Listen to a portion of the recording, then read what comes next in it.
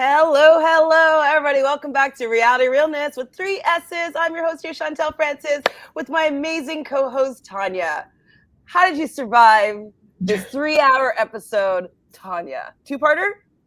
No, I watched the first hour and then I ducked out to watch Vanderpump Rules and then I went back and then did the remaining 2 hours. So all in all, it was about 4 hours straight of reality television, which was not good for me. I was like very tired, as I said to you before we started recording. Like at moments, I actually fell asleep. But summer's over. Summer's over. Paradise is done. Jinx, you owe me a beer. I had a similar watching experience to you without the sleep. I decided that I didn't want to watch live because I wanted to be able to at least fast forward through the commercials. So I did other stuff at 8. Then I watched Vanderpump Rules. I believe it was at 9, right? Or was it at 8? I was at 9.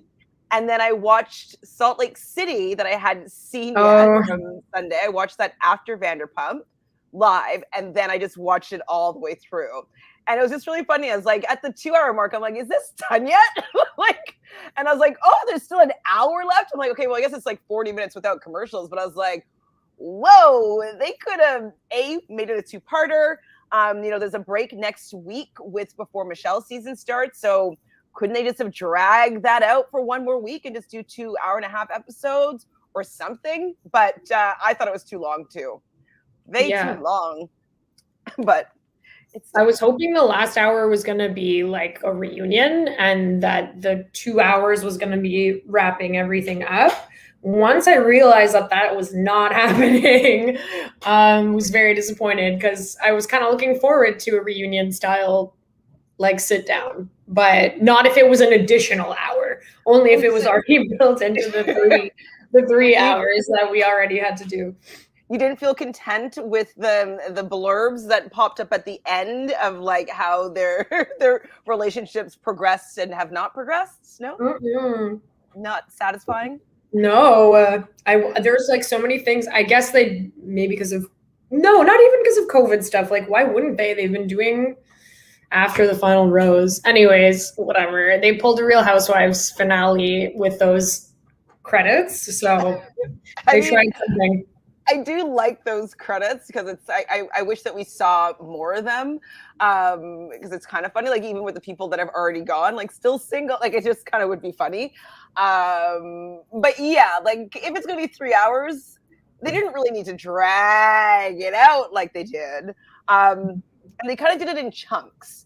So it was like the first chunk was Noah and Abigail chunk. So let's resolve this storyline. And so we hear like Noah talking. We're kind of back into the moment where he's breaking up with her. I still am irritated by him for doing this. But so he came here to paradise for Abigail. And he's had all these feelings all along that there's something that wasn't right. Then he says, I love you. Then he breaks up with her and then tells her it's not her fault. I'm just like, can you walk me through what the heck happened here? And then I have some tea about the real world. I don't know. I think it's all, I'm finding it hard to like skew from the thought that we've had all along, which is that this was maybe the way it was intended to play out. And now, knowing that they are dating and together and seemingly okay, it's just like, that is probably the smart play to do because you're not going to stick around for the engagement. Everyone who made it past the prom night and rose ceremony just then the next day had to decide if they were going to go to fantasy suites which basically means, are you going to get engaged or are you going to leave? So I kind of understood the timing of it. It all felt very planned, or at least like very taking the opportunity as it arose to exit. I think it was encouraging to hear Abigail like voice what we were feeling, which was that she felt like he had kind of felt this way all along and was just saying it now because that's how we felt. But then like they're together now. So like, does it even matter? I don't even know if it matters. But what I think actually happened is that, and this is what I've heard, this is the tea that I've heard about the situation, is that the producers told Noah that if they weren't planning on getting engaged, they have to have a dramatic breakup. And so it was kind of like one thing or another. They didn't want people leaving the island, leaving paradise just to pursue a relationship. They wanted it's either engagement or nothing. And so this is why it seemed to have come out of the blue, where it's like, yeah, maybe he was falling in love with her, but like he didn't feel ready enough to put a ring on it the next day. And so the fact that that's not where they were at, that they were kind of probably given some sort of ultimatum. And it's like, well, if you can't do the ring, you're going to have to do a breakup. And so the fact that they are dating now after the fact allows me to believe that they were forced to break up if they didn't get engaged. That's something that makes sense to me. Kudos to them. Like, the engagement thing is so ridiculous, especially within the time frame of Paradise. And I think, you know, we'll get to it, and these couples are so thrilled about these engagements, but like, I don't think that it's smart for anyone to get engaged in this setting and context. And I don't know long-term how that's going to work out. It makes a lot more sense to, like, I think, be more realistic about it if it means that then you have to bite the bullet and have a breakup happen on screen. Because it's clear, like, leaving just dating isn't a thing. Even the next day when they all have to decide what they're doing, like, it still doesn't seem like just like dating and leaving is an option. Like, you literally have to break up or get engaged. So if those are your options, yeah, leave. Why would you even if you maybe could see yourself being with that person long-term outside of that, you still don't just go for the engagement because it's an option. Like, or at least maybe I'm speaking from my decision-making. For 3 couples, this was the way to go. So here you are. So Tamika agrees with me here. Producers made everyone not getting engaged break up, apparently. Well, this seems like it makes the most sense to me. What do you think about the Dale scandal with Abigail? So it's rumored that Claire, about the breakup, she had tagged Abigail in some sort of breakup post that she had on her social media. I believe it was Instagram.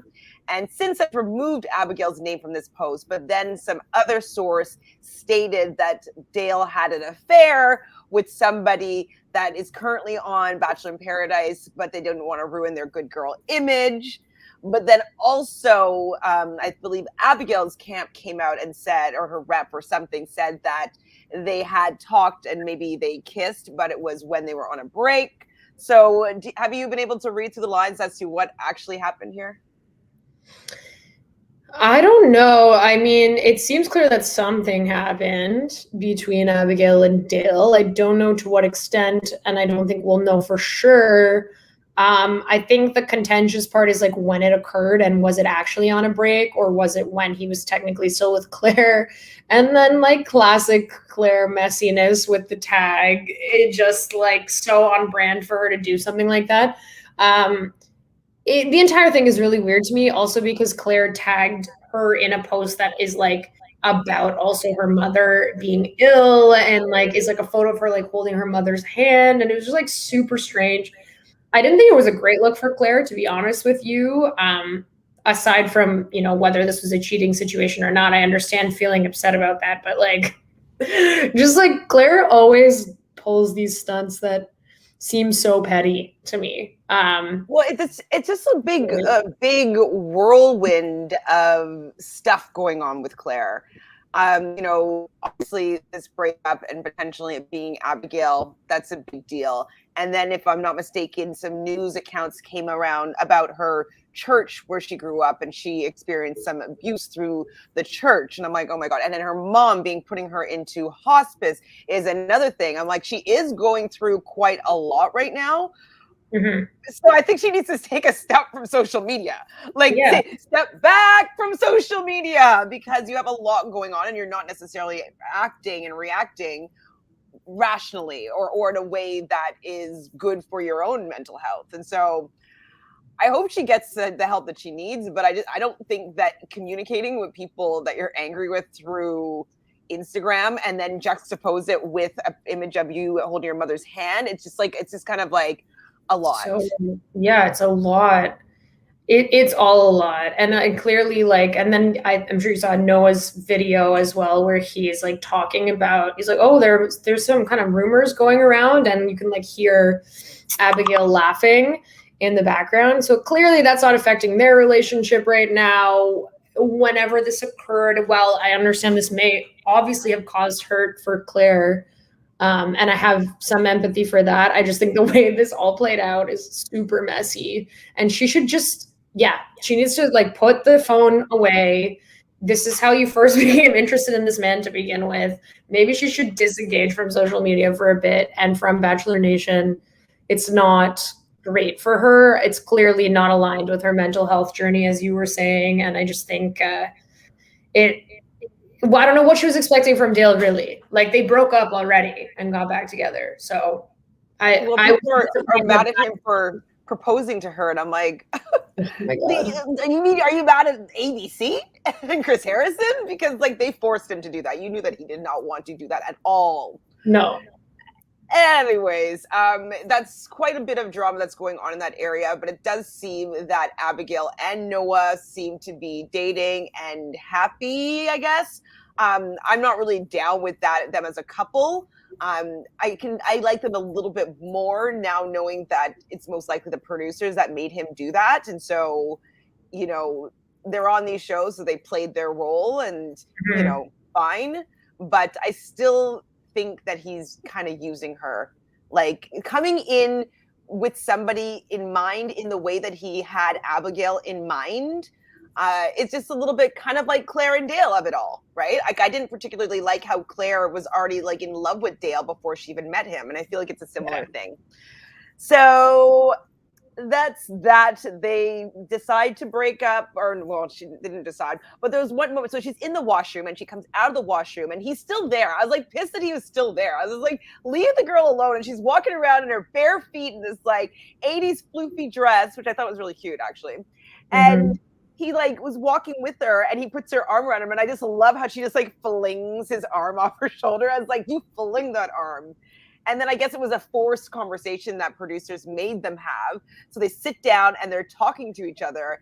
And it just, I didn't really get the conversation, you know? So do you have any last thoughts about their breakup? Nah. So he goes directly to a car and she goes down to tell all the girls who were pissed. Obviously, Mari was pretty pissed. It's like, oh, he's just gonna dump her and jump. I think she said. It's like, it's just gonna dump her and jump. And Serena was crying, and like, what I love though is like the sisterhood, and like they actually really care about each other.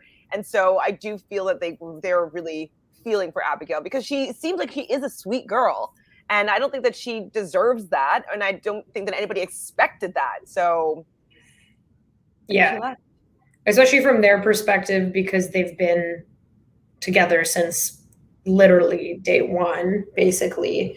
I guess it was surprising. I also think it functions as that other thing that producers needed to occur. So not only did they need them to break up as opposed to stay together if they were planning on getting engaged, they need to drop that bomb that creates all those sound bites of people to be like, well, I was feeling confident until now. I guess anything can happen in paradise. Like, we're coming down to the end. These are one of the strongest couples. Like, what's going to happen to us? There has to be that seed of doubt for us as an audience, especially knowing how this season ended, to think that there's some suspenseful element to these engagements happening or not happening. So this is like that precipitous event of like, oh my God, they were such a lock. We just voted them like most likely to stay together, and now they've broken up. What about my relationship? And like, there was never really that conflict there anyways, but they tried. They really tried to make it seem like there was.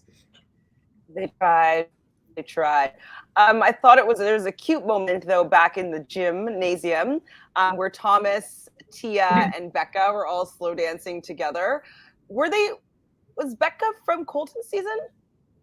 No, she's from our season. Becca was from our season.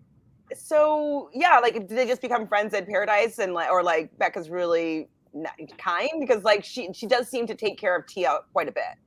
I think they have an actual friendship like outside of Paradise, like prior to this, but also like Tia is now officially the new co-host on Bachelor Happy Hour. Oh wow. Mm-hmm. So I think they are actually friends. Like I think they actually were friends from probably just from like, you know, Bachelor Nation stuff, but not same season. Mm-mm. Okay, so I mean that makes sense. I'm just kind of like, wait, they're not from the same season. Like, when did they start becoming such close friends? And I think it was a good look for Thomas too, because he does seem like he was also being really considerate about Tia, and he seems to have a lot of sound bites. Even when he gets the news about Abigail, he says like, "Man, she's such a sweet girl." And so it seems like Thomas, they're using some kind word sound bites for him. He's just caring about what's happening for everyone. Yeah. How thoughtful he is. The Bruja as well last week. Like he's just a good guy. Yeah. So, oh yeah, dumped and bounced. Is that what I said? Just dumped her and bounced. I said jumped, I think.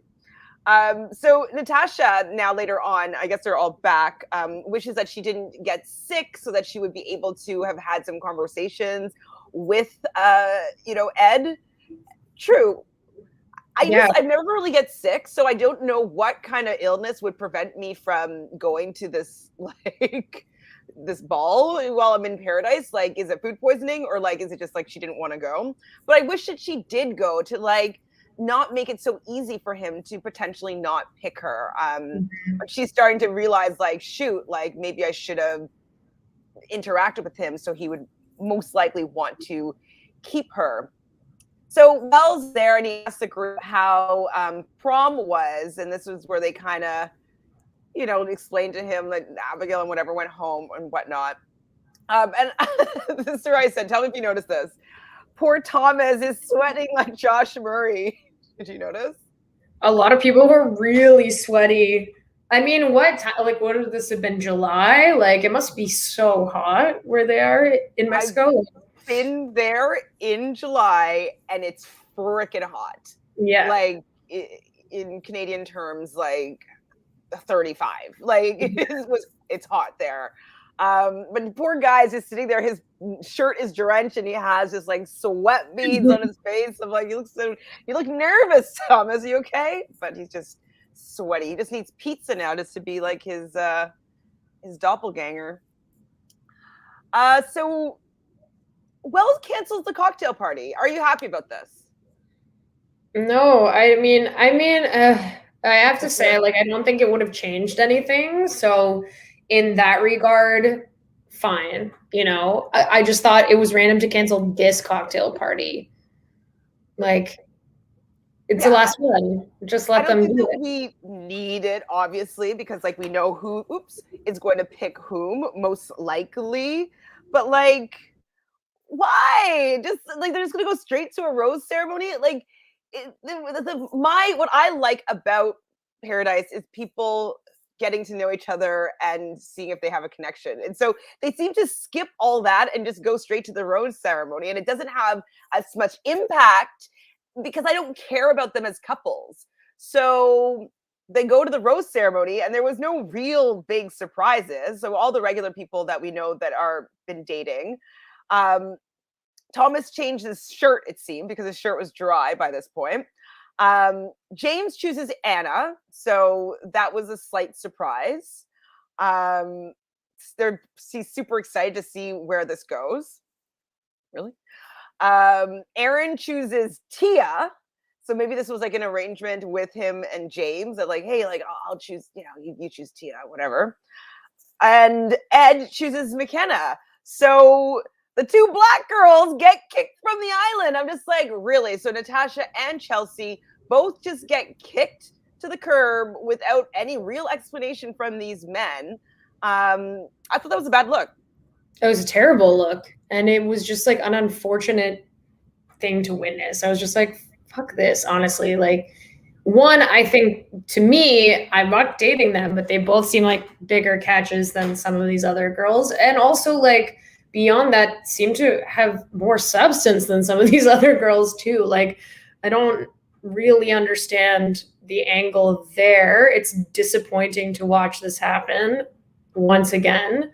And like, I don't even want to like, you know, take away from how stupid of an event that was and painful to watch, but also like, honestly, both Natasha and Chelsea can do 100% better than this show. And I don't even mean that as consolation. I'm like, these guys are not like good options. True. We're really scraping the bottom of the barrel, even trying to stay here, these guys. Like, I know it's easy for me to say this and like not take into account like how that played out for them. I totally get it. But like, seriously, these guys are flop. Like, it's for the best. It is for the best, but it's kind of like, it's messed up. It's not great with how they treated these women, because all of it has been not a fair shot at love and getting dumped and having egg on their face for the source of entertainment. I don't think that it's great. Like, I do think that the Brendan Piper of it all was influenced by producers. He handled it incorrectly. She handled it incorrectly, but I don't think that they would have been in that situation if the producers didn't have a hand in how things came out. And so it's just frustrating to me that this is the content that the producers think that we want to see. We want to see these two Black women get dumped by these white men for these people that they've known for like 30 seconds that like, who are they? It's just I thought it was distasteful. Especially because Aaron also like was kept because Chelsea kept him. Even in the midst of all of that drama and like everything that went down, she vouched for him and like felt like she had a connection with him and kept him. And then for that respect to not even be paid back, especially not even a conversation. Like, come on. Like, how much more of a connection you have with Tia, who you just made out with this night? Like, it's not even, it's just, God. Brutal. But after the rose ceremony, Becca makes a toast. And the next day that they're all going to have to decide whether they're going to go to the fantasy suite, what they're going to do, et cetera, et cetera. So this is, it's going to be the max exodus is about to happen. The great breakup day. Wells does address the group the next day. And Dean and Kaylin came with some scripted, unscripted banter. What?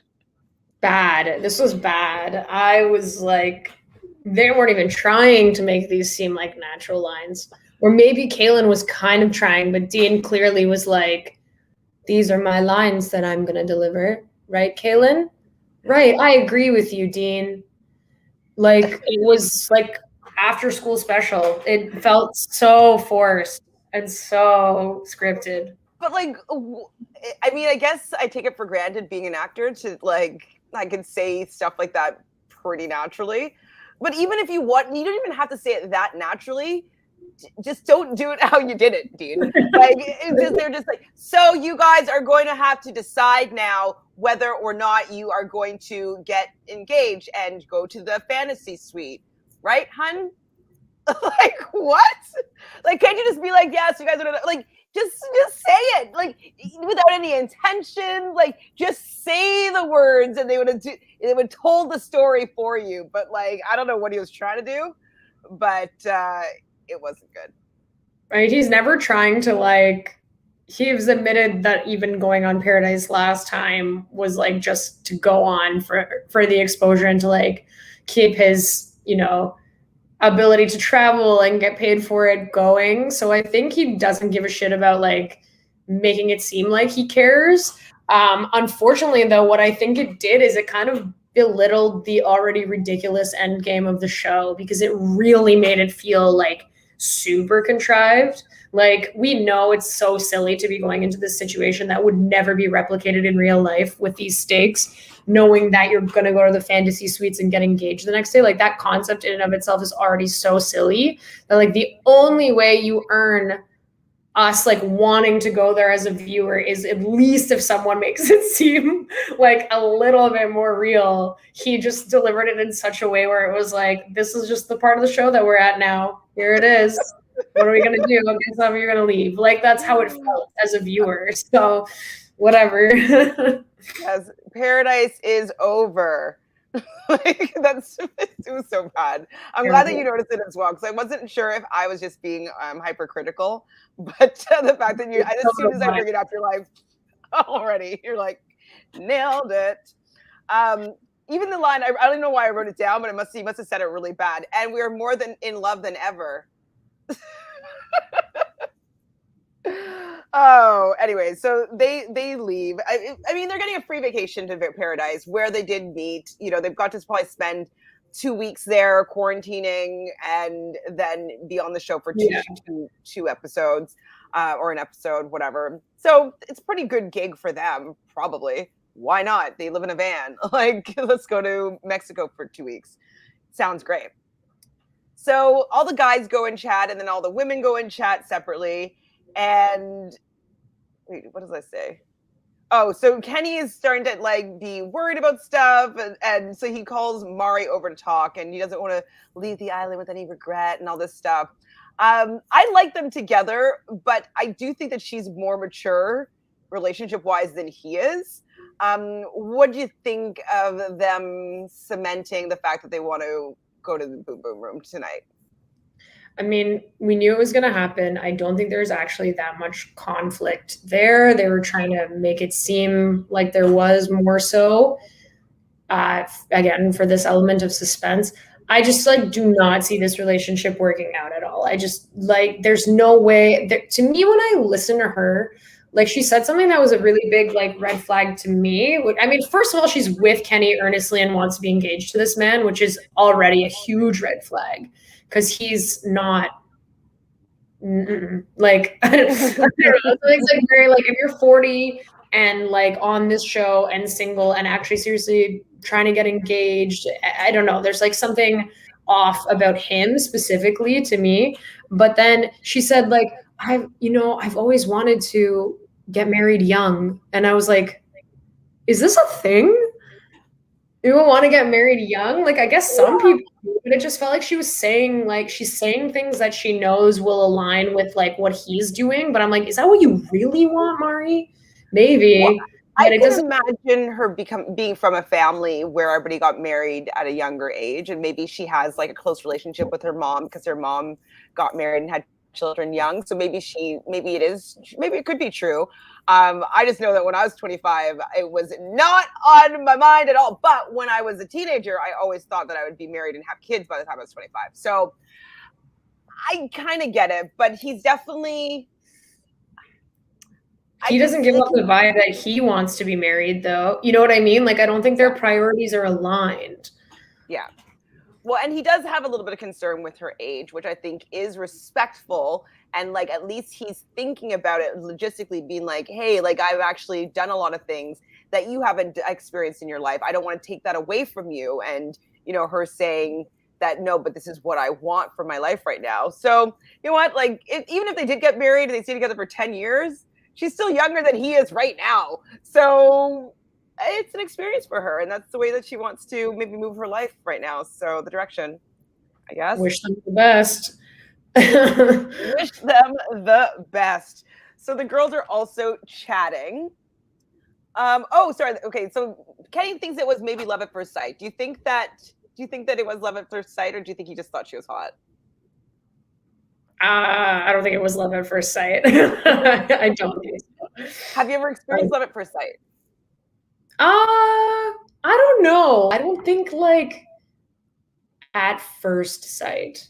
I think there's been like maybe some type of like underlying feeling, but I've never like just met someone and been like, I'm in love with you on like first. No, not for me. I think it's possible, but... I do too. I definitely do. So I'm curious because one thing that he does say that makes me feel as though maybe he is ready is that he does say, like, I've never felt this before. It's making me want to do things that I never thought that I wanted to do before. And so that maybe leads me to believe that this is the first time he's actually been in love with somebody. And so I'm going to give him a little bit of the benefit of the doubt here, and that they're going to stay together for a little bit. We'll see. So, oh boy. So Thomas goes down to grab Becca, and Becca and him kiss a couple times before they walk off. And Becca talking about their relationship and about how she basically breaks up with him and says that, like, she hasn't seen some parts of him and it's too good to be true. And from my perspective of her, like, she wasn't emotional about it at all. I thought she was quite cold in how she was delivering this, which led me to believe that either she doesn't actually like him as much as he likes her, because he was crying and, like, he was like, can you just please give us a chance? Why are you laughing? I forgot about him crying. Sorry. No, he got really emotional. I was just thinking about it in my mind again. Crying, being like, well, can you please just give us a try? Like, give it, like hope that it works out. And she's just like, well, you know, like this, there's something missing. There's something missing. And so he leaves, and then she runs after him, and to be like, everything that we experienced was real. And he's just like, let go of me, leave me alone. And he wants to get out of there. So you're laughing a little bit. You don't feel for Thomas here? No, I do. I think he really likes her, and I think that was, you know, he was expressing himself there. I think Becca's not going to get engaged again on this show. Come on. She's already done it twice, and one was very traumatizing, and the other one ended in a broken engagement. Like, I don't think she would ever have the end game in Paradise of being engaged. I think maybe Thomas took her by surprise. And I think, you know, spoiler alert, they're still together from what we know now. So I think, like, she was willing to explore it. But then it's like the Noah and Abigail thing. It's like, if you're not going to get engaged, then you have to break up. Then that's the direction you have to go. But I don't think engagement would have, like, been a possibility for her at all on this appearance. I couldn't see her doing that. Not after her experiences before. I agree. And I do think that the reason why she was coming across as cold and that she didn't care, I think that she had as a deal with the producers or made some sort of deal like, hey, go to Paradise. You don't have to get married. Just stay there, be in a relationship, so we can just have a little bit of your fandom come and watch the show, and you'll get a free vacation, and, you know, you'll have your pick of whatever guy that you want, and boom, as long as you give us a breakup. And so I think that she probably didn't want to emote too much, because if she allowed him to, like, really have faith in us, have faith in our relationship, have faith in me, which, like, even think about it, if somebody ever said that to me, I'd bawl. It's so sweet. You know what I mean? And, you know, I think that she, the only way that she wasn't going to be affected by him saying probably something that she's always wanted someone to say. She kind of alludes to that as well, but being like, he said things to me that none of the two guys that I was engaged to ever said to me. I think that she had to kind of come across as cold because she didn't actually want to do this, but she wasn't going to get engaged, and the producers needed a breakup. Mm-hmm. Do you think Thomas would have proposed to her if they hadn't broken up? I don't know. Maybe. He really liked her. Yeah. But they just didn't have as much time as the other couples did. So I don't know. It would be like, really, how long has she been there? Or wait, 3 weeks. How long has he been there? Longer than her, right? Yeah. He's been there longer than she has, right? Correct. Yeah. So, like, yeah, but how many weeks? Weeks on this show is like days. So she's probably been there for like 5 days. Like, I don't know. Maybe I'm like totally like undershooting that, but I feel like she cannot have been there for more than a full week, probably. Like, this thing is filmed in like 2 or 3 weeks. It's true. 3. It's 3, I believe. Joseph feels like the main purpose of Bachelor in Paradise is to find wedding proposals. It feels like 3-week fiance. It is 3-week fiance. Well, I mean, if Married at First Sight works, like 3-week fiance could work. 3-week fiance. Or less. 3 weeks or less fiance. Joseph says, it felt like the producers were trying to bullshit a season by having all of them get engaged. Yeah, like I don't remember in the past all the couples getting engaged. Like I thought that there were some people that just decided to start a relationship. What's wrong with that? What if they had 10 people and 6 pairs that are deciding, or sorry, like 3 pairs deciding that they want to just work on a relationship, and then 2 other pairs that decide they want to get engaged. Like, I don't know why it has to be all or nothing. I think they're worried that if they give that option, then most people are going to pick it and no one will want to get engaged. And they're constantly trying to be like, how many couples will get engaged? At first it was like, will anyone get engaged? Now that they've had engagements, they're like, how many engagements will we have? 2, 3, 5? Like, who knows? They just like to drive that number up. So they kind of like give people this ultimatum, and then like it forces the ones to stay to like basically get engaged / like actually get engaged on the show. But like, I don't know, can we just get past that being the end point? I don't know, the ratings are terrible for this season, by the way. Lowest ever. And it's not even number 1 in its spot. Like there's like a couple of shows above it, which for Bachelor in Paradise and for this franchise is very bad. So clearly they need what do you think the problem is?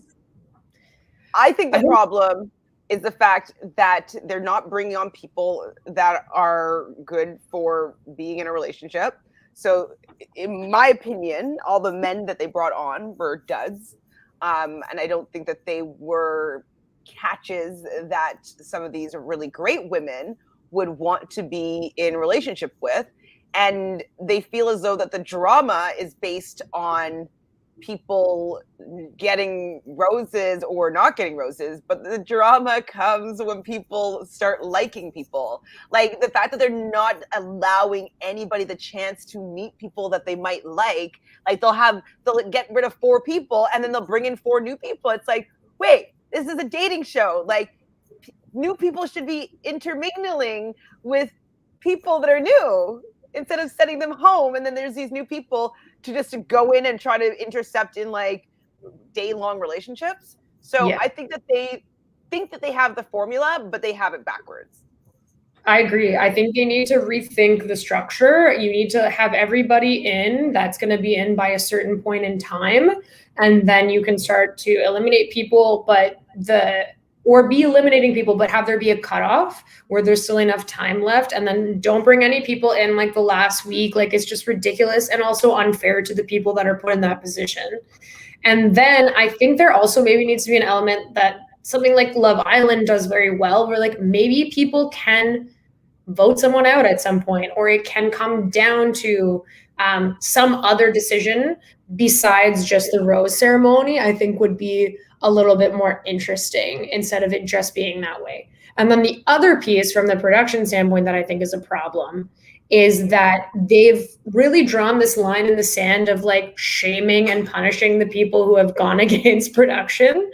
And I think that can be entertaining if you actually like really break down the fourth wall and you show us a bit more. But instead what they've done is just like created this very obvious like show of like slapping the wrists of everyone who's done something bad, like the Ivan situation, and then know that that person's not going to be able to really say anything until their contract is up. It's like, I'm not interested in that, because by the time Ivan can tell me what happened, it'll be like 2 seasons of A Bachelor in Paradise by then. Like, I don't have time for that. Like, you need to either like break down the fourth wall or don't, but don't create this like, we're in charge and we're going to punish you if you do something wrong vibe. It's not entertaining for us as viewers, or at least not for me. It's not at all. And you're like, I would love to see like more of what actually happens, like when people go against the production. Like, I think that's very interesting. Well, and I also think it's just bizarre to me that production wants to keep people apart, right? So, like, Ivan's been on the beach for a long time. They know that he wants to meet this girl. Why are they holding it off from him meeting so that he does something like this? Is it just so that they can reprimand him and kick him off the show? Like, why not then send cameras or, like, I don't know, just let us hear more about that. Let us hear her side of the story of, like, what happened. Like, if you're going to allow it to be like Principal Wells come over and give him a scolding, like, I want to see what happened at least. Like, exactly. Like, show him sneaking out. I want to see that. I want to see, oh, you can't because it was facilitated by you, production. So that's why you can't show me. And that's what I don't like. It's like, is it reality? We know it's not. So, like, either do it or don't do it, but then don't make it this whole, like, principal's office situation. It's just not, it doesn't. And then the contestants disengage, and then it's not entertaining. Like, the way that Ivan situation played out ultimately, like, was not riveting stuff. Like, was I interested initially? Yes, but then as it culminated, I was like, oh. Well, I was more interested in the speculation of what it could have been than I was with how they presented what actually happened. Mm-hmm. So I was like, the fact, ooh, like, did he sneak in and him and Chelsea had like da da da da da da? I was like, ooh. And then it was like, no, it's some girl that hasn't been to the beach. That was like one of the first few boots on some other season. I don't even remember. We're not going to show her at all. We don't show her. Like, who cares? I don't care. No. Like, at all. So, I don't know. Somebody needs to hire somebody new. Maybe they need to hire you to be the story creator of the show, because whoever's doing it now doesn't get it. They don't understand what we want. They gotta change. They have to change something as far as the format goes. If they do this again next summer, they're gonna have to do something differently for sure. Please, and make it start by having good guys that catches.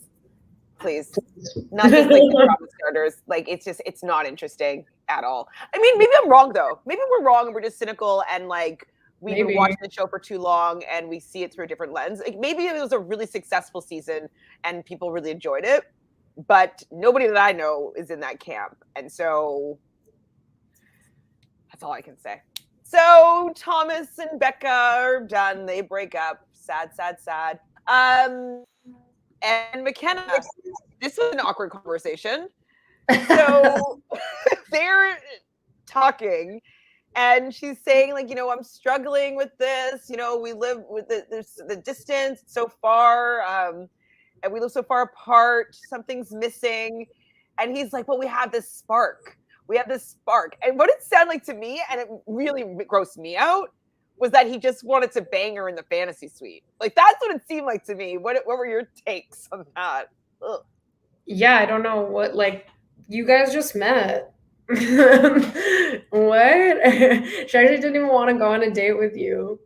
She's like, at all. And like, you wanted to take her out as a gesture, a nice gesture, and now you're in this position. Just be real. I'm not glad that she had to explain it so many times to him, but I'm glad she stuck with where she was coming from, because he's like, you've got to be delusional if you think that was where this was going. It wasn't at all. I feel like she was even slightly surprised that he picked her. Like, she's like, well, thank you. I think she appreciated the gesture, but I don't think that she was really attracted to him anyways, and like went along with the situation.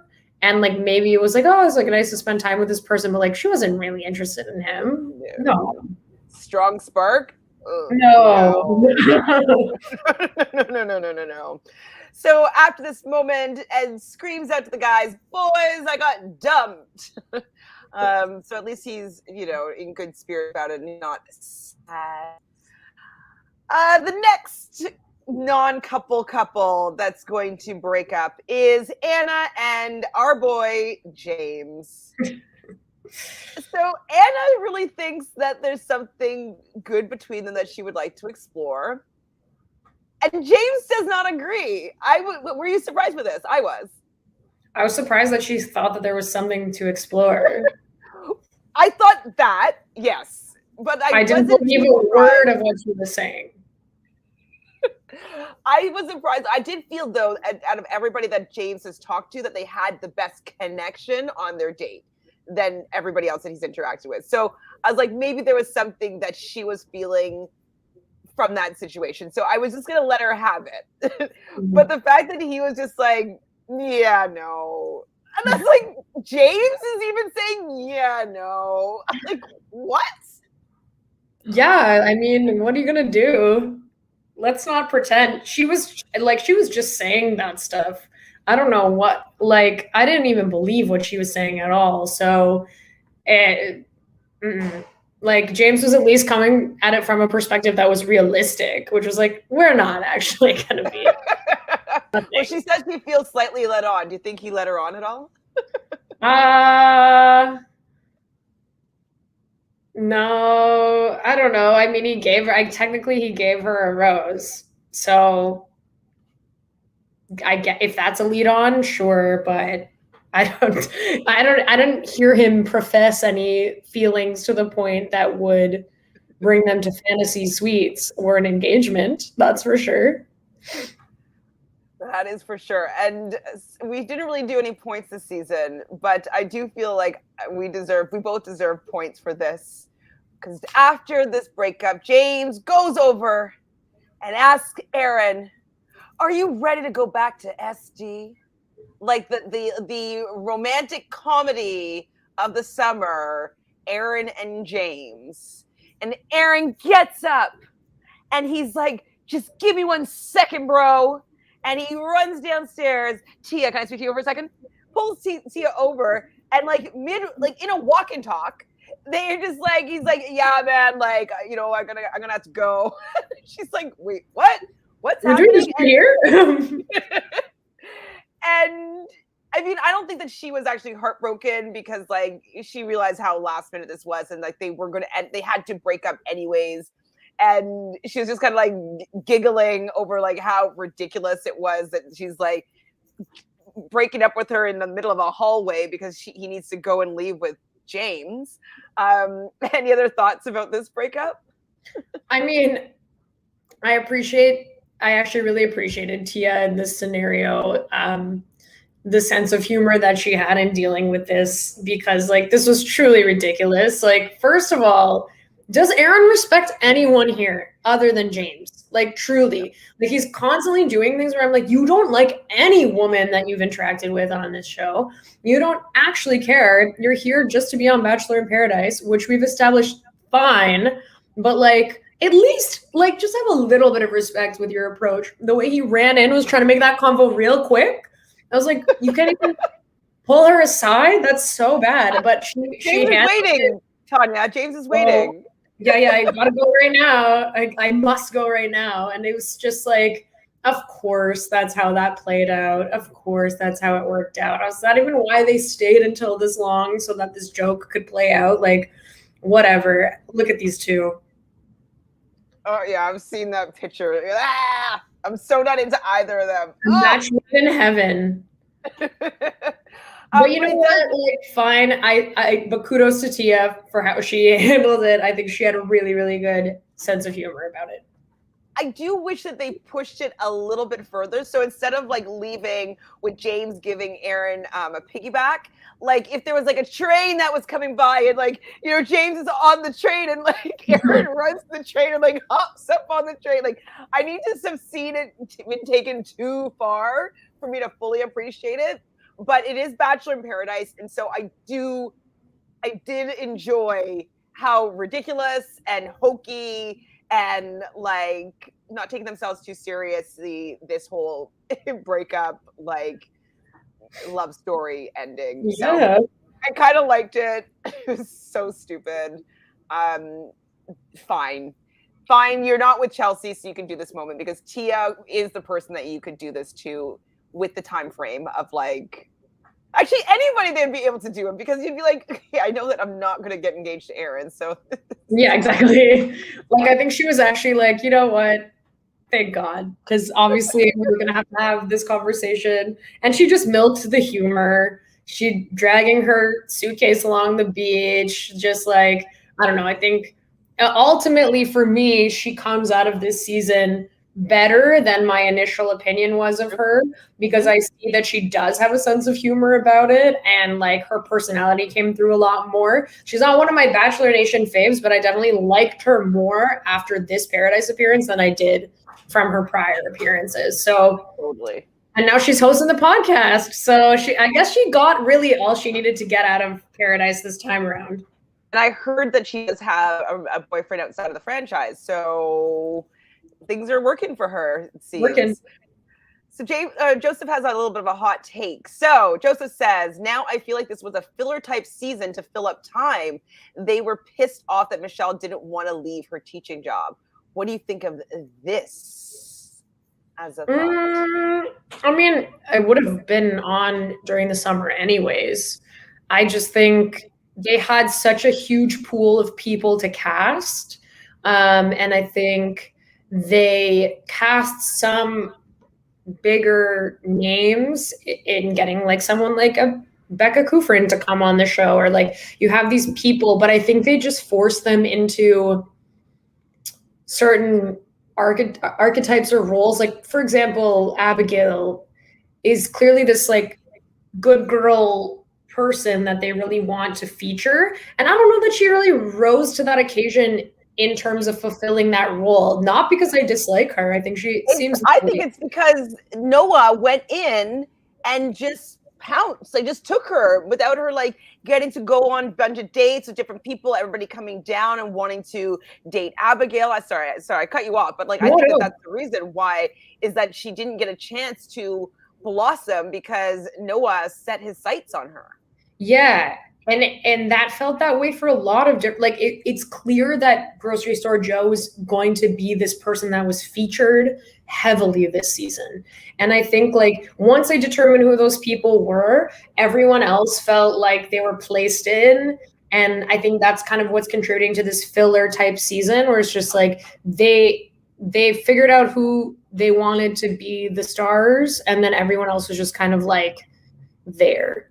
And I think that didn't work necessarily with who they wanted to feature. It certainly wasn't always the people that I wanted to see the most.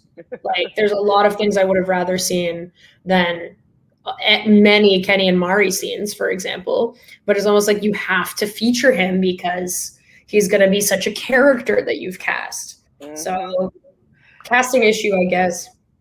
Hi, Sophie. So Sophie says, I don't understand the point of having a Bachelor in Paradise season when the new Bachelorette season premieres in a month. Actually, it premieres from now. It premieres in like less than 2 weeks. I mean, Bachelor in Paradise has always been in the summer. I think what has happened that's messed everything up, obviously COVID has changed their shooting time frames and their schedules that way. The fact that there's a lot of social issues that have been going on, so Black Lives Matter movement, and getting ahead of their, ABC and the Bachelor and Bachelor Nation being and not a very inclusive, show. And so I think that them getting ahead of that with casting Michelle and casting Katie and casting Matt James and casting Taste, like I think that they haven't really been thinking through their seasons as well, because they're just like trying to be performative, in my opinion, with who they're choosing and selecting to be their bachelors and bachelorettes. So normally it would just be one Bachelor season, one Bachelorette season, and one Bachelor in Paradise season. We wouldn't be juggling 2 Bachelorette seasons. Well, 3 in a year. Well, I guess no, 2 in 1 year. Mm-hmm. So I think that if we didn't have both Katie and Michelle, we wouldn't feel this rushed. We would have had probably Bachelor in Paradise maybe a couple weeks earlier. There would be like a month gap until Michelle's season started, and it would have probably started in September. So yeah, that's what I think. Do you agree or disagree? Any other thoughts? No, yeah, it's normally not this close together. Normally there's a little bit more time between them, but because of the 2 bachelorettes from one season, I think that's why it's like so tight. And I think people are going to start to feel fatigued. I'm excited for Michelle and her season, but it's a lot of Bachelor franchise to be going like right from Katie to Bachelor in Paradise to Michelle's season with like not that much time off in between. And then by the time that's done, I think usually Bachelor airs in like January, right? Or like early in the new year. So it's just like a lot. That's a lot to go straight through. Well, I mean, that's like another thing even I wanted to talk to you about, because I was like, I do want to do a draft for it, but I was like, but I do feel like we need a break. So I'm like, I don't want to go straight through, do a draft next week and then go right into Michelle's season. But like, why are they making it that we don't want to cover the show? Because you know what I mean? Like I want to talk about Michelle's season. I want to do a draft on her season. I want to like be excited to talk about it. But like, I almost wish that we didn't do Katie's season, because that really drained us. You know what I mean? And like, I would have probably rather just have done Bachelor in Paradise and Michelle's and like be done with it for the year. So anyways, it's just annoying that they are just shoving so much Bachelor content down our throat. And another thing that Sophie was mentioning was about what our thoughts are about them already introducing the new gosh darn Bachelor that we know that's going to get probably decently far on Michelle's season. What's the point of letting that cat out of the bag? Like, why can't we be excited for her love journey? Why you have to ruin it and show us that this guy isn't going to get it? And then already starting to show his girls from his season who's vying for his love, and her season hasn't even started yet, and you've taken the focus off of her love journey. It's like, it's really annoying. Well, it's also weird because it's like not been officially announced, but like it's just known because he's clearly filming. But like ABC hasn't been like, this is our like he hasn't been announced officially by the show. It's just like known information online that they're not dispelling. Like it's just like, we all know that he is the Bachelor, and that is like totally confirmed, but not officially confirmed. So I'm just very confused by their approach to this. I think it's to try and retain a lot of their stereotypical fan base, and to try and like bring it back to basic, literally, with the choice. But I don't think that it's a good choice. I don't know. I actually don't know. I will be shocked. Actually, I don't know. I wouldn't be shocked if he got good ratings. Nothing would shock me anymore, honestly. His ratings are going to be the best ratings in years, because they're going to have a new white host, football guy. Then they're going to have this all-American football white guy as the Bachelor, and all their, typical, as you say, Bachelor Nation fans are just going to be swooning over these catches. And I'll watch, but I'm not going to cover it. It's too boring. It's too vanilla for me. I want to see multiculturalism. Like, I know he's not going to pick the black girl. I know he's not going to pick the Asian girl. I know it. It's like, I know. Yeah. So I don't know. I'm always kind of live in a world where everybody is just kind of interacted and dating all sorts of different people. So just to know for sure that nobody has a shot, it's just kind of like, And you don't get any of the interracial pairings or like, pairings that we see on Bachelor in Paradise without those attempts that they made to cast diversely leading up to it. Like, you don't have that happening if that's not what's happening in the main show. So it's just like, are you really like trying to change? You're actually just going back to exactly what your previous formula was. It's not a progressive approach. It's like, oh, just because you tried a few times and you need to improve and continue to improve, you're just like, nah, we're just going to go back to this. Like, it's just like, as time passes, you start to see how people's actions take shape. And I think if they go back to that, which they've made that decision and that pays off for them, then that's what's going to happen with the show. And they're going to completely abandon actually trying to change things. Like, I don't have faith that they will. So yeah, me neither. So Joseph says that he thinks that they're trying to save Thomas's image from Katie's season just in case he's the Bachelor. Do you think there's a shot? I don't think there's a shot for him to be the Bachelor. He's too locked in Becca's lips, I think. Like, yeah, they're two together right now. I don't think so. Hi, Jessica. Thanks for being here. So Jessica says Tia and Becca were both on Ari's season. Did Tia come back on his? No, he didn't come back on. In that date where they're in the spa, right? As a friend, was it? That's right, Jessica. You're so right. They were on the same on the season, but show. we're confusing it because they were together in Paradise. Yes. Okay. So yes, you are right. So they were on Ari's season together, making more sense now. Yes, and they dated. They came on Paradise, and we were thinking that is because Tio was on Colton's season, but something was off. I was like, I don't get this. This doesn't make sense. But now this makes sense, and so okay, Jessica, my hero, our hero. Thank you for clarifying that for us. Please, please, please. You Riley here. Thank you for being here. You've probably been on for an hour now. I just am kind of making my way through these comments. Joseph, has harsh words here. Joseph says Mari is desperate to get married. Mari should be on 90 Day Fiance along with Kenny. I don't know if she's desperate to get married, but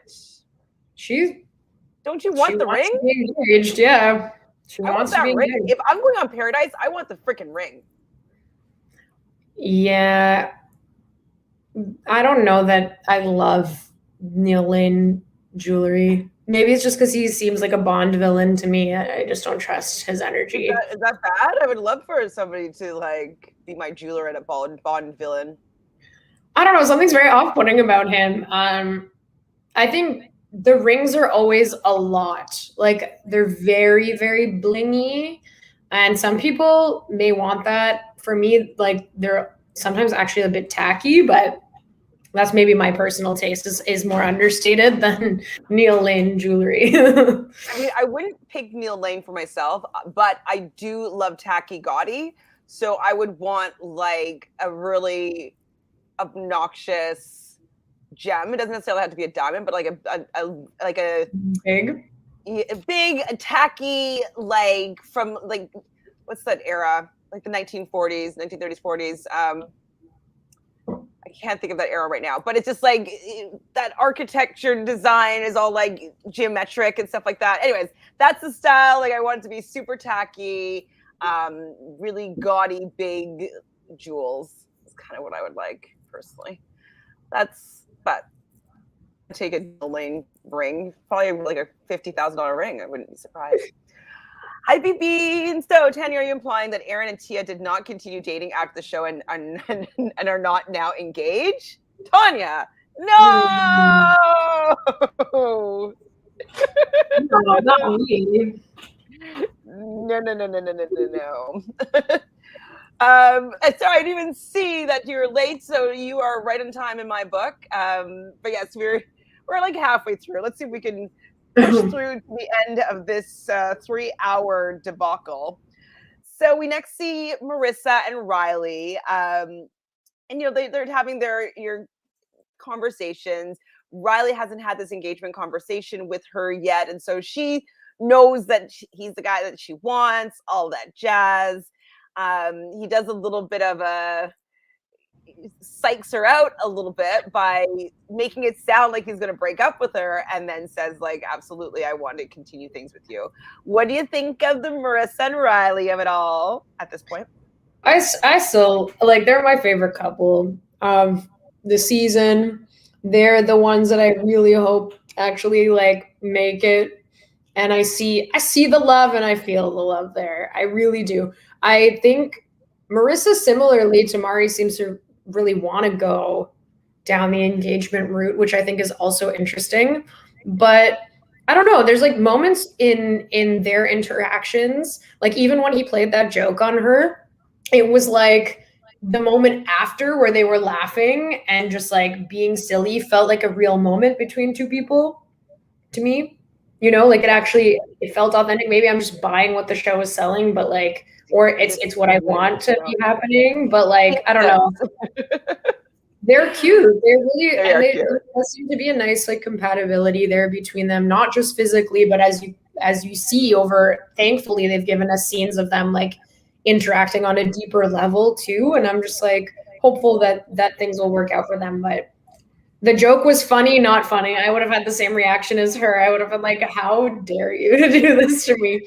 I mean, I hope that's indicative of their relationship, because I don't know if you follow Dimitri and Aika, but like on their YouTube channel, all they do is prank each other, and like it just like it makes me love them both so much even more, because they don't take each other so seriously. Like they know that they love each other completely, and that they're willing to risk their relationship for like these pranks. And sometimes they get really mean or mad, and then after they just laugh about the fact that they got the other person. So I think it's showing a playful side of their relationship, which I think is positive.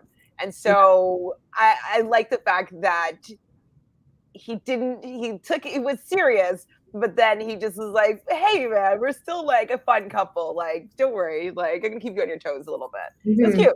I liked it. I was into it. So they will be going to the fantasy suite together.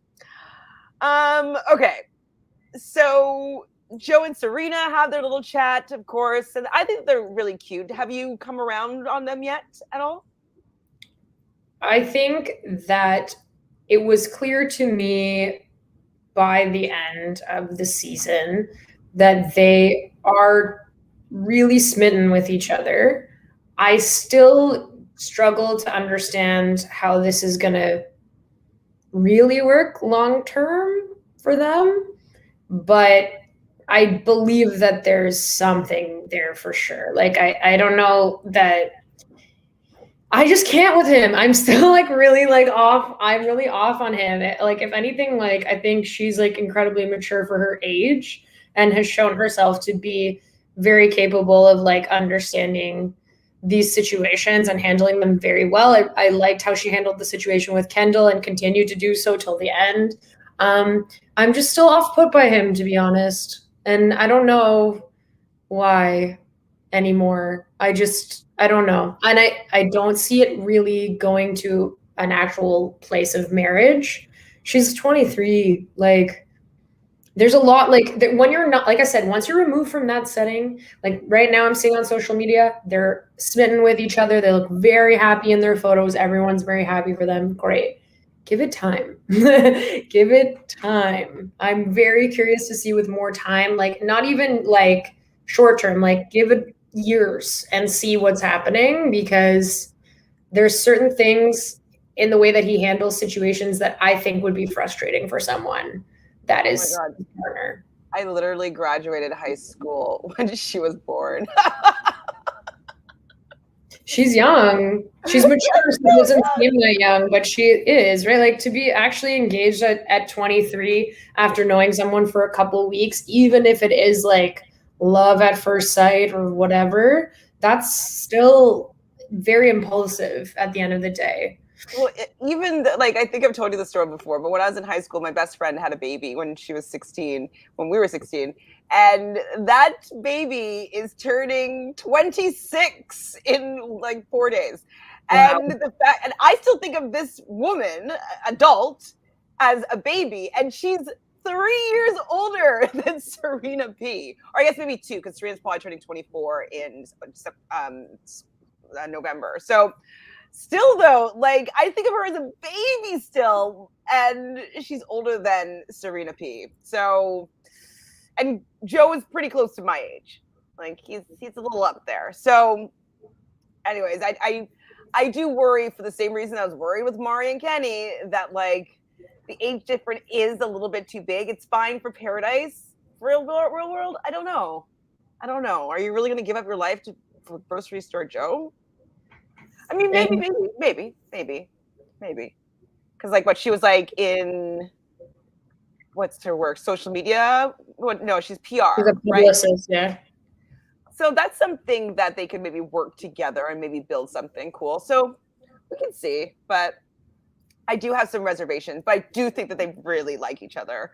They do in this moment say I love yous. And so she says it, she whispers it to him. And she's like, you're saying this now, I was going to say this to you later. So I thought that all that was very cute. I do enjoy watching them. I like their relationship.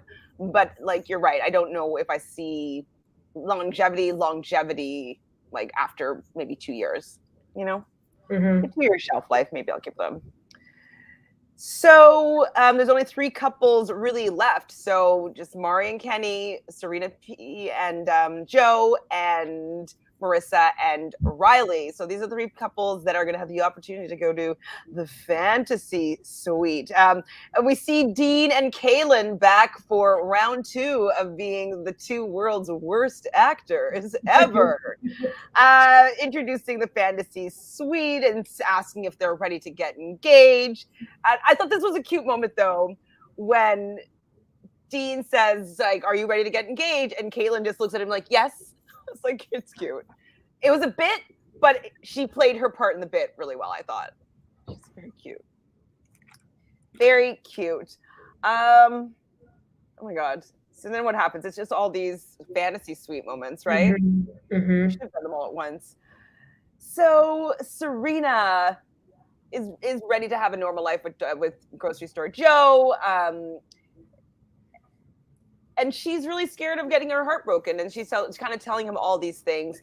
And I'm happy that he's not the type of guy that runs when he hears that, because a lot of guys can get scared at being like, hey, like, I've been scared of getting my heart broken. I didn't think that this was going to happen until I met you. There's some guys would read between the lines being like, no, maybe she is still scared. And so I'm happy that he's very receptive to this. And she feels that he could be the one. And he thinks that she could be the one, which I think that's cool. I'm down with anybody finding the one. Mm. Even if you hate Grocery Store Joe, I'm happy that he's finding his girl. I mean, of course, he feels fine with everything because he's 35 and he's not trying to grow up anytime soon.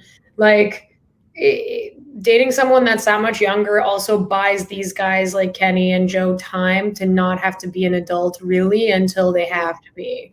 And maybe that's me projecting once again, but like I feel like that's part of the appeal for guys like that to date women that are younger, is like all those like big life things that you need to start figuring out more so like on certain timelines when you're in your 30s. You don't have to do if your girlfriend's 23 because you got another time. So yeah, I got another 10 years to like not have any responsibility or grown up things to do. 100%. So when they do get to the fantasy suite, though, they're cute, and Joe just like throws her on the bed, and like you can tell that she's very tiny and light. It was cute. They kicked the cameraman out, of course. The next scene is Kenny. And he talks about like meeting you has truly changed his life. And I do think that this is the first time he's really considered being married to somebody. And I think that that's why it scares him, for all reasons that we've said already. The fact that she's so much younger than him and he's a lot older, that maybe she's going to grow out of him faster. So on like fair worries of Kenny, but he loves her and she loves him. So it doesn't matter. They have each other. Womp womp. He does say lines of like, it took 40 years to find the love of my life. And why is that, Penny? Why is that? Wait, don't say that. I haven't found the love of my life yet. You're not on a reality show right now, Bachelor in Paradise, at age 40, off like banging one girl one week, and then next week you're in love with this girl. The girl's throwing a cake in the fire because, like, what kind of pheromones is this guy giving off that so many women were so into him? And if this is what's happening in real life, then I am wondering, like, why he's single. If there's like so many people throwing themselves at it, you know what I mean? Like, something's off. Something's off. There's nothing wrong with being single and that age, but for him specifically, his energy, I'm not understanding. Like, there's got to be something more that we're not getting, about his history or something. Hopefully, I mean, what it seems like, he must have been a commitment phobe, right? And he mentions that even with his family, that they don't say I love yous and this and that. And so she's the first person that he's really said I love you to. So he really could have been changing in this moment and going from being a cad and like just like a ladies' man and a boy band manager and banging chicks and you know what I mean? Like this might be the first time that he's willing to maybe not allow that to be happening. So let's see the new and improved Kenny to see whether or not he can keep it in his pants. We'll see. Benefit of the doubt. I'll give him the benefit of the doubt. Okay. That's very generous. You can put a bet on like how long they stay together. Ooh, brutal. So Marissa and Riley, she talks about him being her person. Now, in her confessional, though, she does say that engagement is a reassurance. Now, this is one thing that kind of bothers me a little bit that she says this, because I do feel that he has been giving her a lot of reassurance that he's into her. A lot more than even maybe some of the other men that has been shown that they have. So what do you think about her needing this engagement to prove something to herself? Yeah, that's what I was trying to say before when we were talking about that. I think there's something to that that's really off. Kind of similar to Murray, like really wanting to be married or whatever, married young.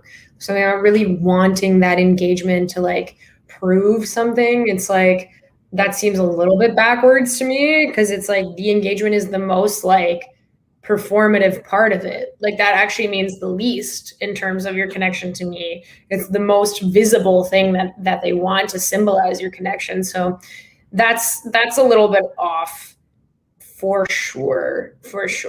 I'm hoping that it's just like the proof of commitment, because maybe words have always been lip service in the past. Like maybe she's been cheated on, or maybe people have said one thing and acted another way. And so maybe she feels that if someone is willing to get engaged, that what they're saying is true. So yeah. I'm gonna look at it that way, but I can definitely see it being a red flag.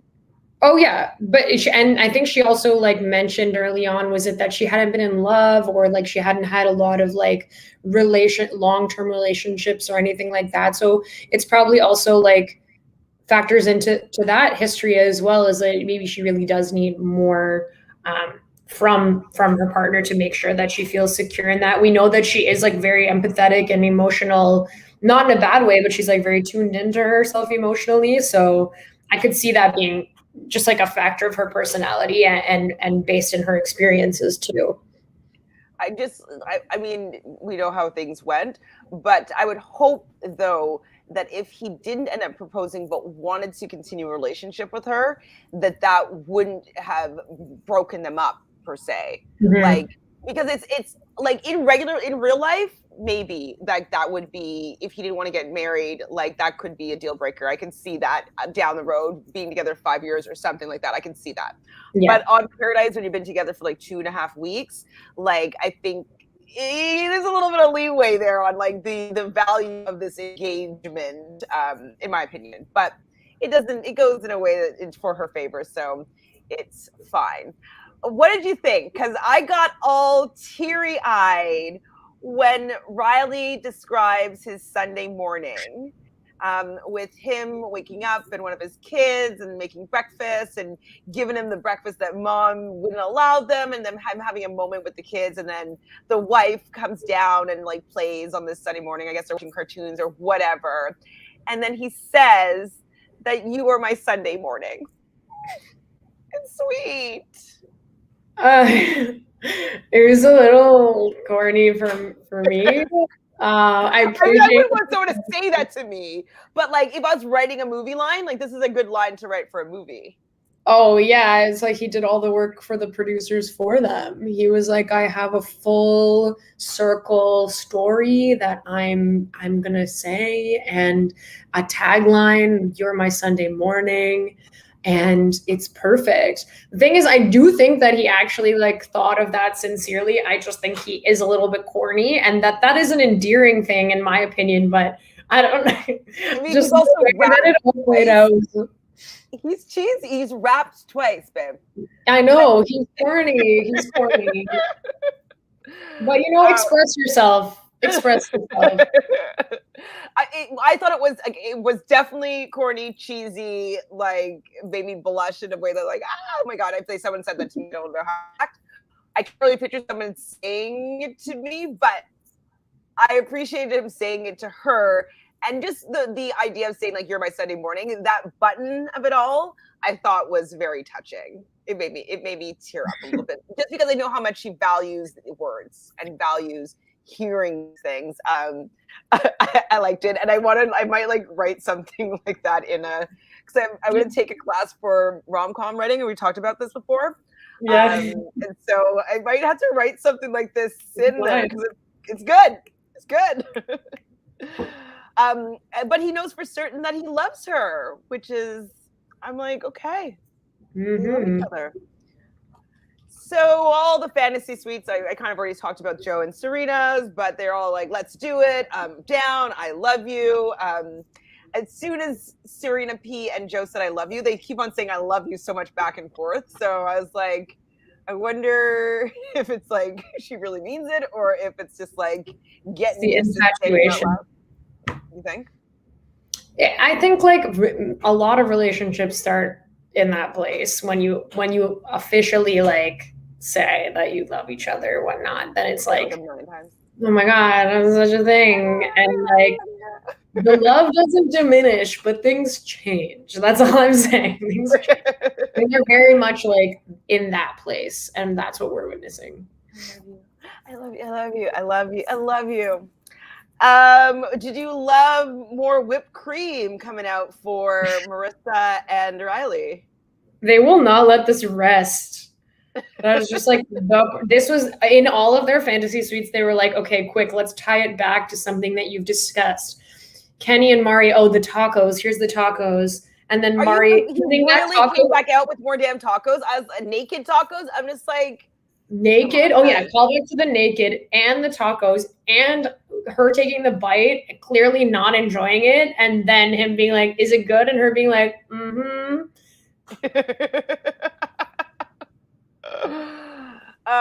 But they all kicked the cameras out, and the next morning, now, okay, is there a set desk person that goes and like perfectly places their clothing on the ground for the nice B-roll pan of the floor before the loving couple in bed? Like surely they set up for the scene, right? Yes. Well, because like they were really intimate, as we find out from Joe that him and Serena were. She wouldn't still be wearing clothes and making like a comment to her like mom, or they say like, I'm wearing clothes, mom, I'm wearing clothes. Yeah. So they have their night, and then at a certain time, production is allowed in to set up their morning scene. Yeah. It's so awkward. And then that's how they look, in the morning, first thing, just like good and made up, and their hair doesn't look bad. And that's like, that's just like a regular morning, right? It's so awkward for me. But I'm happy that they're happy. I don't think I could do The Bachelor in Paradise for these moments, because it's just too embarrassing. No, it's just too weird.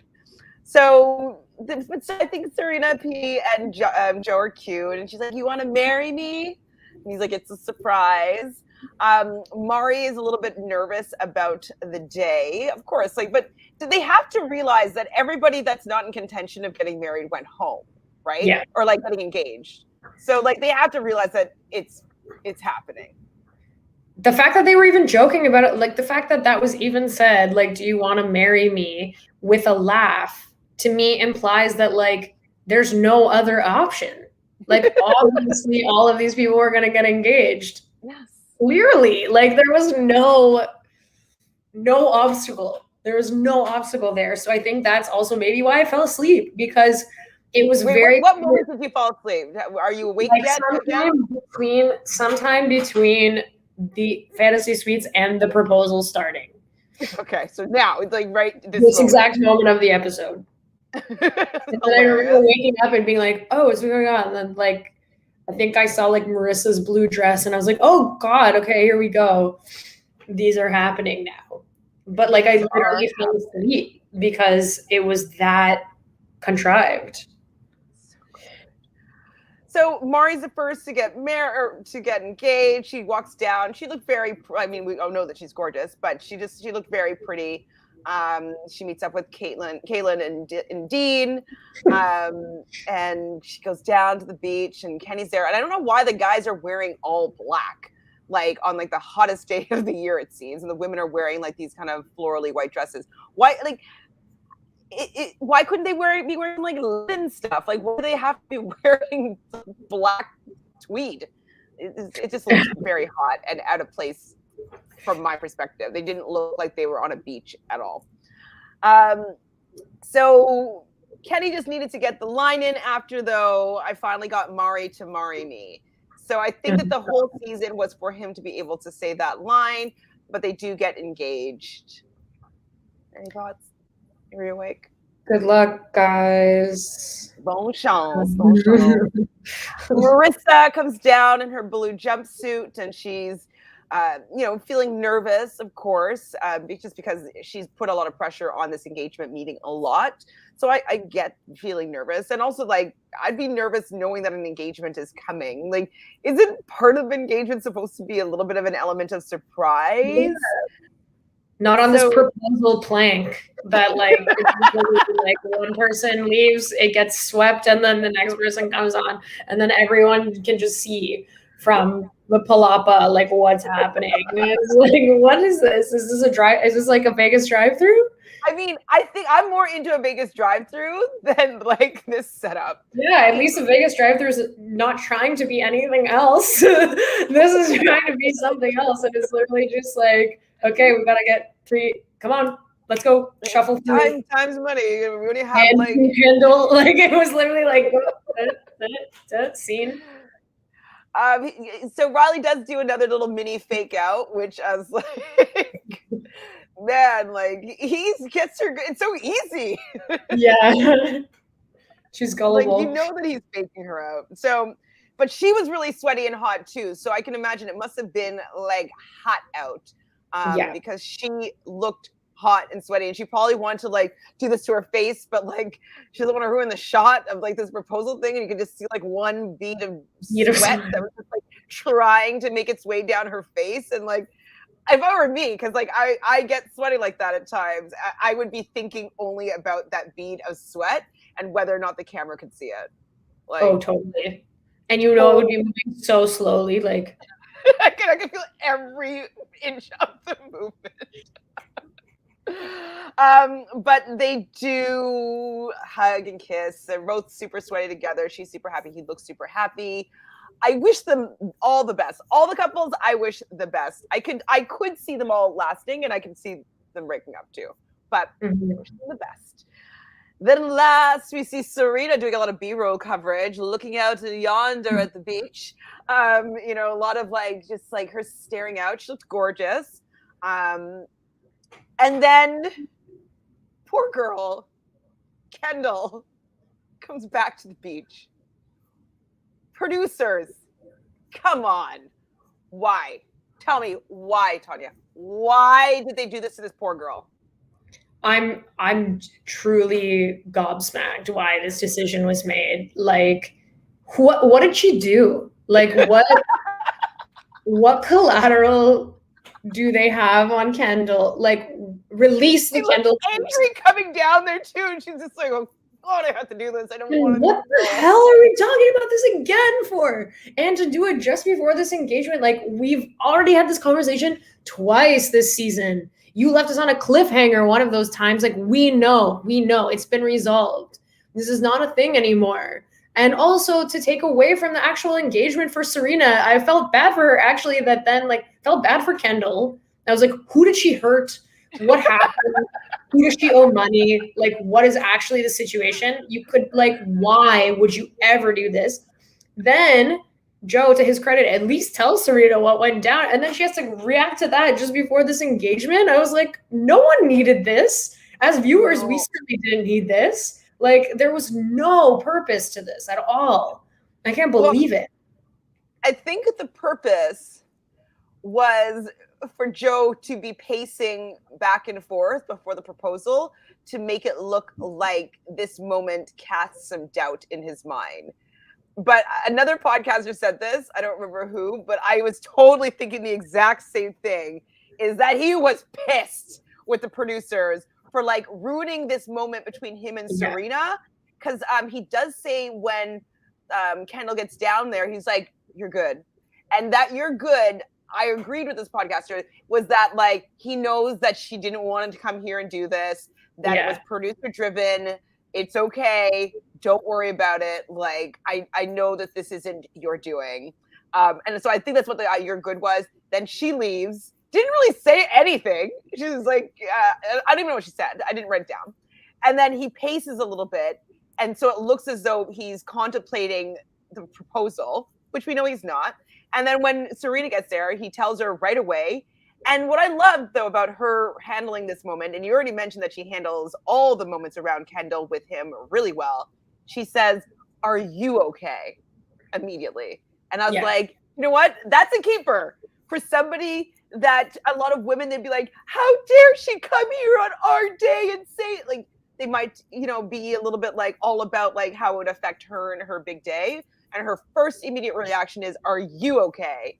Shows to me that she really does care about him. She knows that this could be something that makes him feel unsettled. And she was taking care of him before she was taking care of herself. I like that. Yeah. I'd be pissed if I was sending too. It's just like, here we go again. And really right now, like actually right now, like the show wants to end on this high note and then to drag Kendall out again, like fly the woman home. Like fly her back to LA and let her get out of this situation. Like, I can't believe she even agreed to do this. And then, like not even, it seems like they didn't even prompt her on what to say, really. Like they were like, okay, so you're going to have one more conversation with Joe. And we just want to make sure that you, again, talk about why you came here.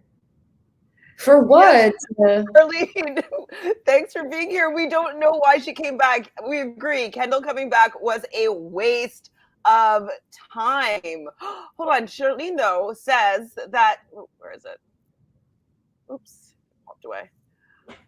I don't think we'll watch Michelle's season unless it's near the end or nothing else is on. Really, I feel like her season's going to be good.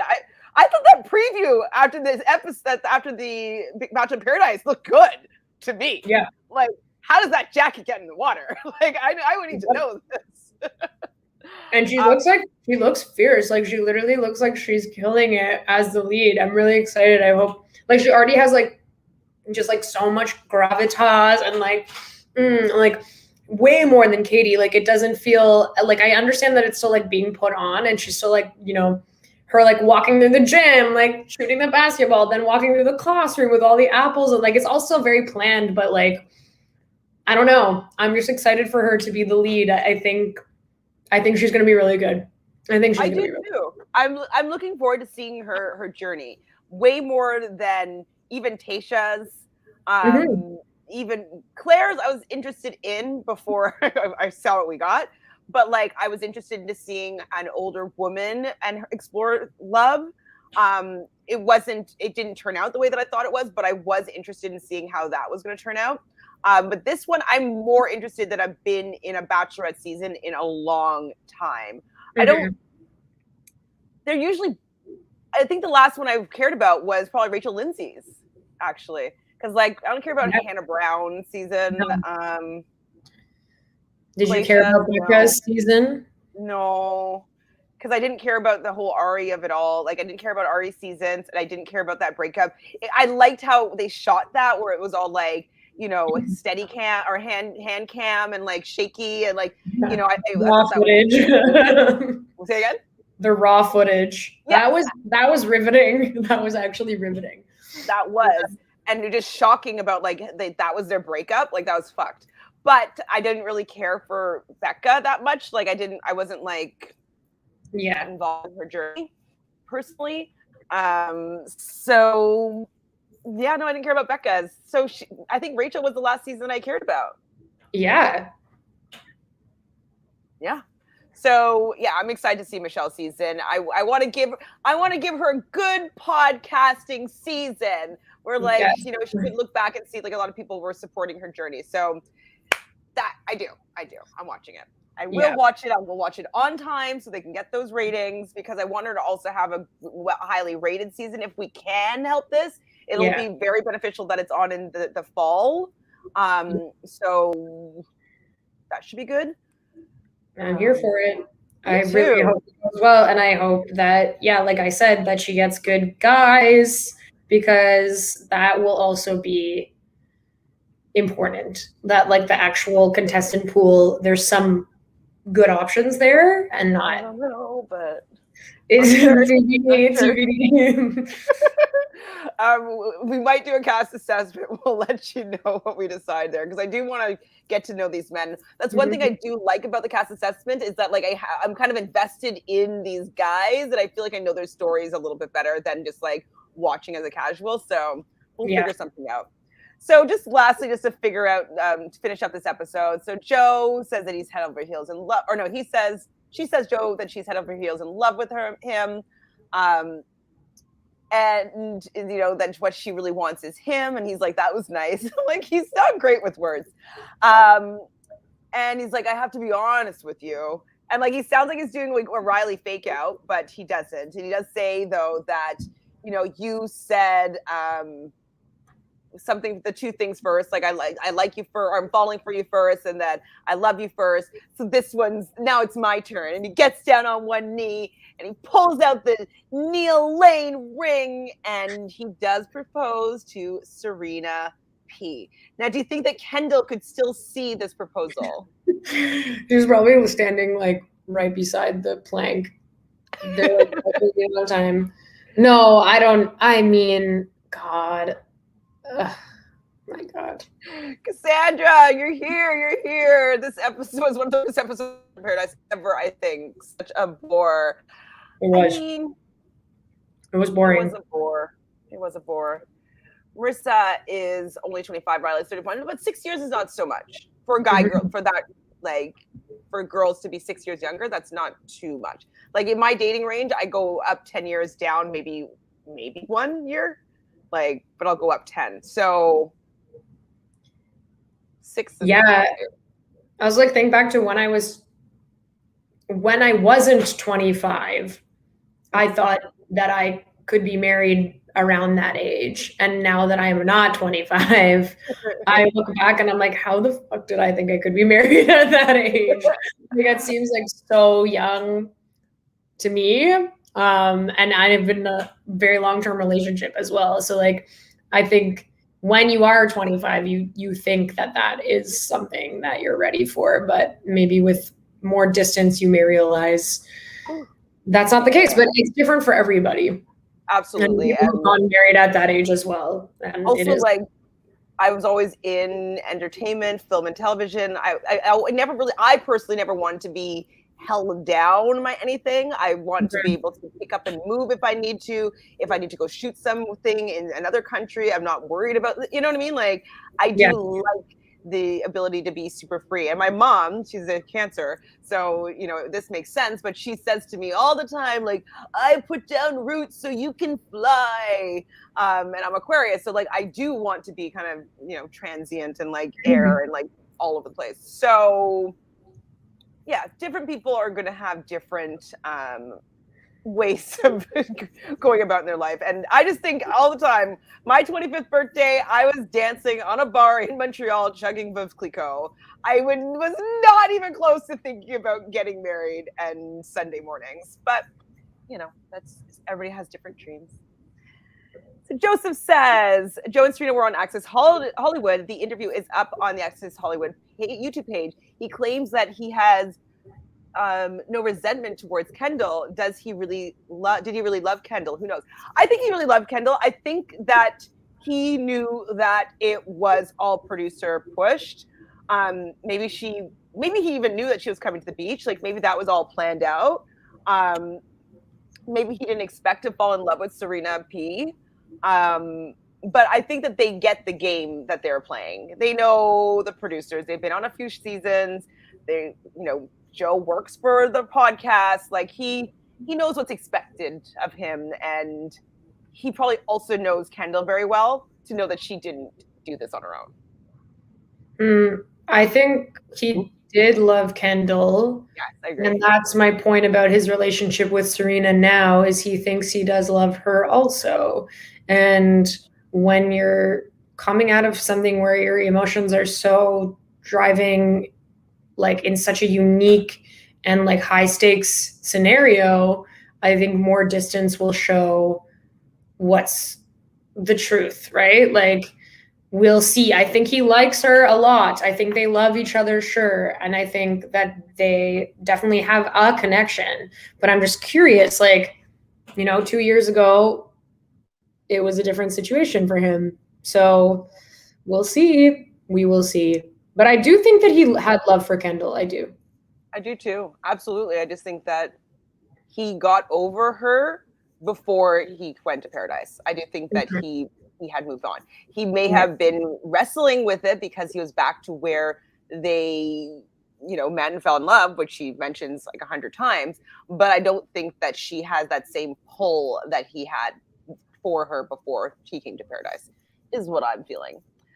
So Joseph says that this episode describes the season. It was a bore as a viewer. It was clear that this was a filler just to get to Michelle's season.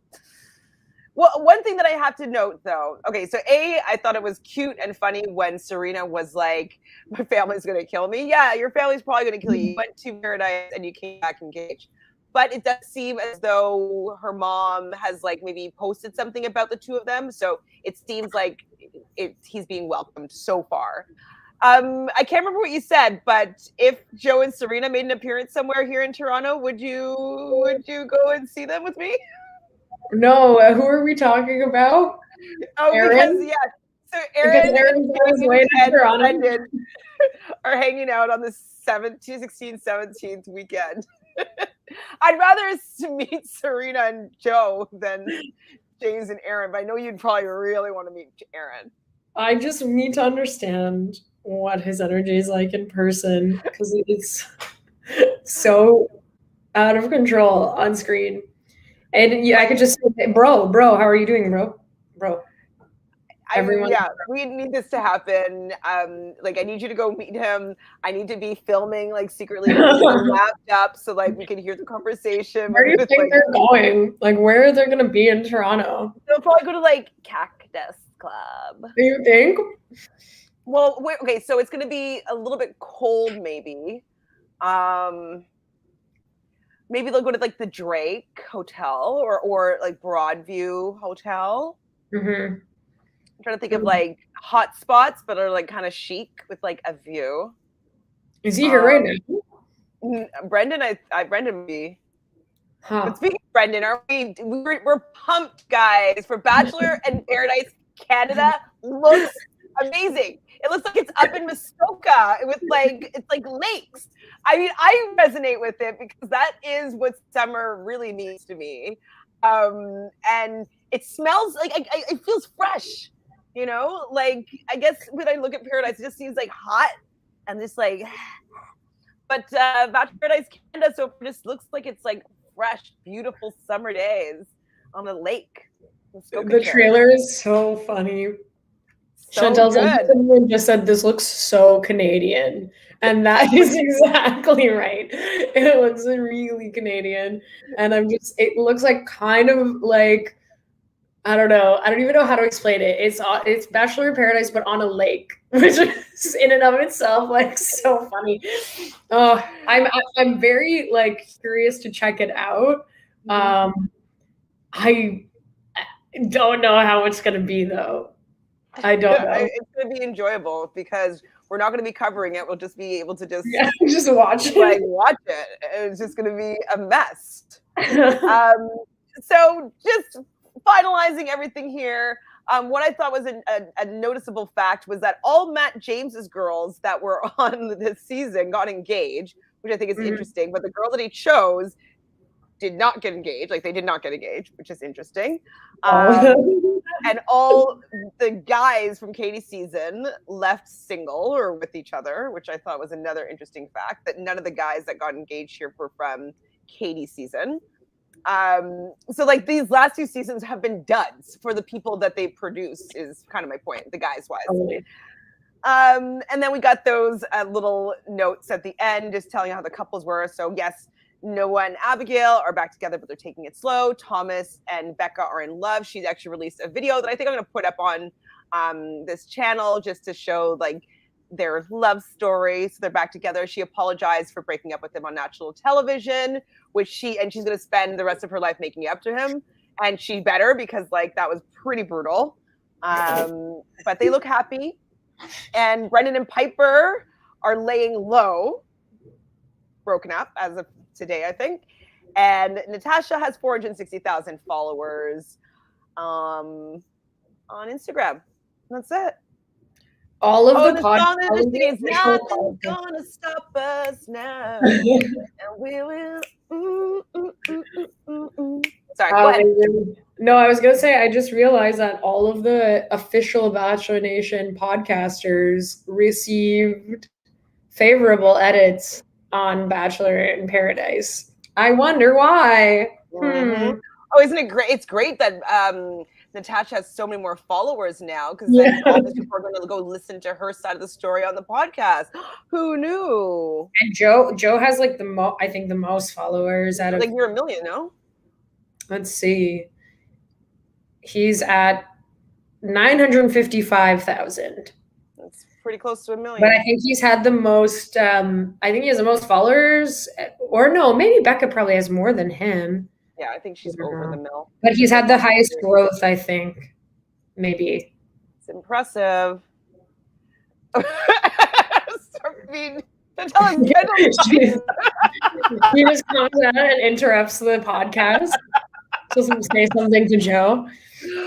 Oh, yes. Thank you, Bibi. It's very funny. Cassandra says, Bachelor in Paradise Canada looks like somewhere you'd actually want to go. No, it looks really great. I don't know where they're actually filming it, but it looks like Muskoka styles, which is like kind of like, it's a pretty fancy cottage town, we'll say. So like Goldie Hawn and Kurt Russell have like a house up in Muskoka. So it's pretty, like when the Housewives of Toronto, they all have second homes up in Muskoka. So I feel like it is in Muskoka, or in that direction. But anyways, love you guys. This was fun, Tanya. I talked longer than I was hoping, but we got an hour and 45. I'm still impressed with us.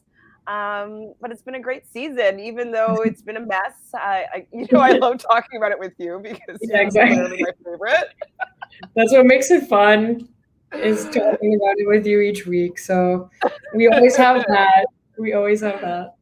I mean, it is better than the show sometimes. It's like having interaction with you and people in the chat. Like, exactly. Is the funniest.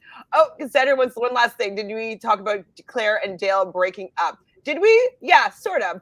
Yeah, sort of. I guess we didn't button it with the fact that they are no longer together anymore, but we did mention the fact that Abigail was some sort of injected into their messy breakup and weird passive-aggressive sympathy type things that Claire was posting about. I mean, I expected them to break up because I don't think he ever liked her. And that's just what happens.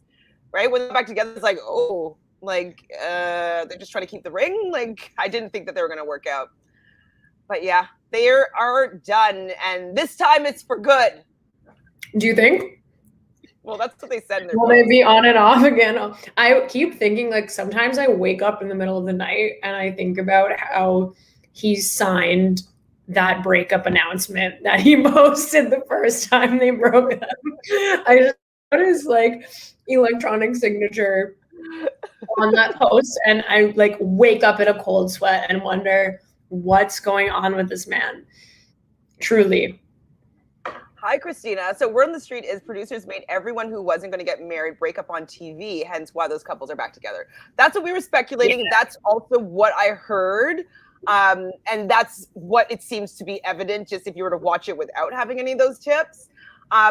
But we're just saying that they need to change something out with this format, because I don't want to see people break up because they don't get engaged in an unrealistic time frame. Like even Married at First Sight, they get married, but they have that window that they're allowed to, I guess, 6 weeks or whatever it is, and be like, yeah, this isn't working. I don't want to be married to this person anymore. So like they still are allowed out. And so They need to fix something with the format because it ain't working for me. Unless you're Kendall and you couldn't leave if you tried. You just must stay and continue to appear. But for everyone else, it's you gotta go or get engaged. Kendall, it's so humiliating. Humiliating. BB, Claire's 40, Kenny's 40. Should they get together? Wasn't he on her season? Yeah. Yes. No, when you're 40, you see someone who's 25. Obviously, that's what you do. Mm-hmm.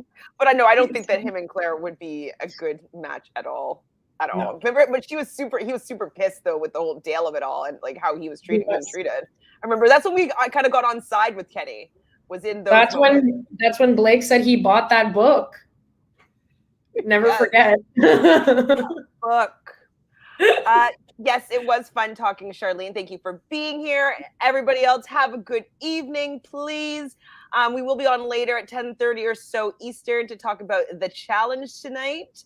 So we'll see you guys then. Please subscribe if you haven't already. I have like 50 more to get to 10,000, where we'll have another party and more prizes we'll be giving out to all my favorite people that talk to me about these shows. So please subscribe and help us get there so these people can get a nice little gift. Yay. Thank you so much, everybody. Please like this video. Please comment in the bottom as to whether or not you want us to do a draft for Michelle's season. Like, do you care if we do a draft or not? And which of the three couples, like just rank them in 1, 2, 3 of who do you think is going to last the longest? So number 1 will be the longest lasting of these 2 engaged couples, 2, 3. If they all are going to last, then just maybe or the likelihood for these 3 couples. Do you have any final thoughts before we say deuces? No. See you all for Miss Michelle's season. Yes. Bye, everybody. Thank you.